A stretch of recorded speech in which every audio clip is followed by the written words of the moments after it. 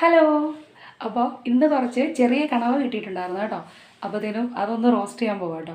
എളുപ്പം ചെയ്യാൻ പറ്റും. നമ്മൾ ചോറിൻ്റെ കൂടെ അപ്പത്തിൻ്റെ കൂടെ പുട്ടിൻ്റെ കൂടെ ഒക്കെ സൂപ്പർ കോമ്പിനേഷനാണ്. അപ്പോൾ ഇന്ന് ഞാൻ ചോറിൻ്റെ കൂടെ കഴിക്കാനായിട്ടാണ് റെഡിയാക്കുന്നത്. അപ്പോൾ അതിൻ്റെ കൂടെ ഒരു കൊച്ചു മാങ്ങാക്കറിയും കൂടെ ഉണ്ടാക്കുന്നുണ്ട്. നല്ല സൂപ്പർ ടേസ്റ്റാണ്. നമുക്ക് ചെയ്ത് നോക്കാം കേട്ടോ. എൻ്റെ അമ്മയുടെ റെസിപ്പിയാണ്. അപ്പോൾ നോക്കാം. എന്താ അമ്മ കിട്ടിയേക്കുന്നത്? കണവ. എന്തോ വേണം? അതെ, റോസ്റ്റ് ചെയ്യണതാണ് രുചി.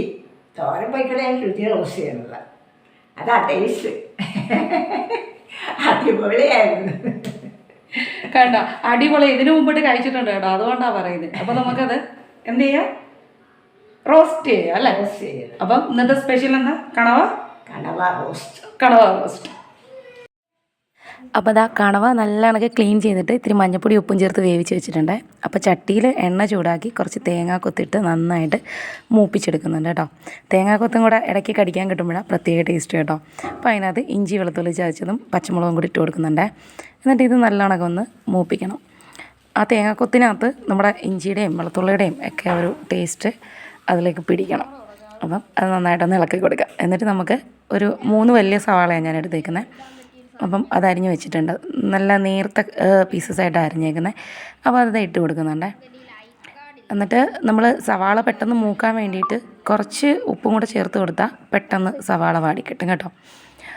അപ്പം നമ്മളിതാ സവാള ഉപ്പും കൂടി ഇട്ട് കൊടുത്ത ശേഷം പിന്നെ നല്ലപോലെ ഒന്ന് വഴറ്റിയെടുക്കുക. അത് നല്ലപോലെ ഒന്ന് ഇളക്കിയ ശേഷം കുറച്ച് നേരം ഒന്ന് അടച്ച് വെച്ച് കഴിഞ്ഞാൽ ഒന്ന് തീയെന്ന് കുറച്ച് വെച്ചാൽ മതി. പെട്ടെന്ന് വാടി കിട്ടും.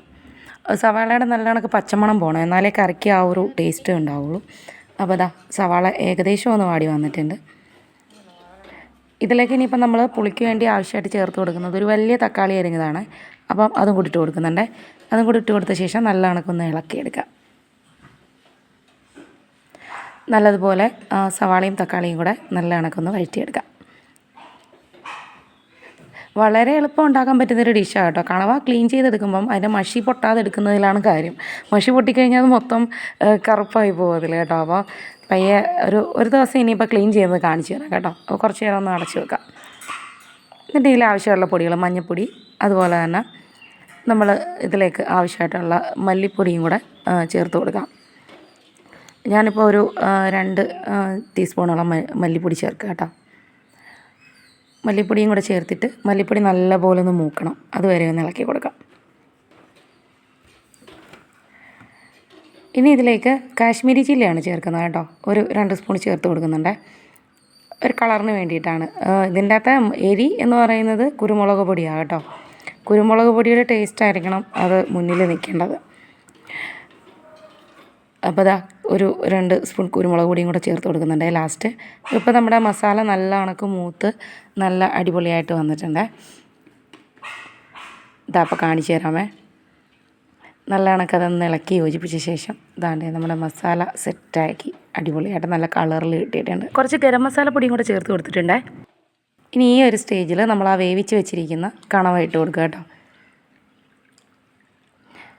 കണവ എന്ന് വെച്ച് കഴിഞ്ഞാൽ നല്ല ടേസ്റ്റുള്ള സാധനമാണ്. പക്ഷേ ദഹനക്കേട് പെട്ടെന്ന് വരുത്തുന്ന സാധനവും കൂടെ കേട്ടോ. ഓവർ കുക്ക്ഡ് ആയിപ്പോയി കഴിഞ്ഞാൽ സാധനം പണി തരുന്ന സാധനമാണ്. അപ്പം അധികം അങ്ങോട്ട് വേവിക്കാതെ അത് ഒന്ന് വെന്ത ഒരു പരുവത്തിൽ എടുക്കുക. എന്നിട്ട് നമ്മളിതെല്ലാം മിക്സ് ചെയ്ത് സെറ്റാക്കി എടുക്കുന്നുണ്ട്. ഇനിയൊന്നുമില്ല, ഒരു 10 മിനിറ്റ് ഒന്ന് അടച്ച് വെച്ച് കഴിയുമ്പം അതിൽ ആ വെള്ളമൊക്കെ ഒന്ന് വറ്റി ക്ലിയറായിട്ട് വരട്ടെ. ഇപ്പോൾ നല്ല കുഴഞ്ഞ് നല്ല അടിപൊളി കണവ റോസ്റ്റ് റെഡി ആയിട്ടുണ്ട് കേട്ടോ. ഇത് നല്ല അടിപൊളി നമ്മൾ വെള്ളയപ്പം ഉണ്ടല്ലോ, വെള്ളയപ്പത്തിൻ്റെ കൂടെ സൂപ്പറായിരിക്കും. അതുപോലെ തന്നെ ചപ്പാത്തിയുടെ കൂടോ പുട്ടിൻ്റെ കൂടോ.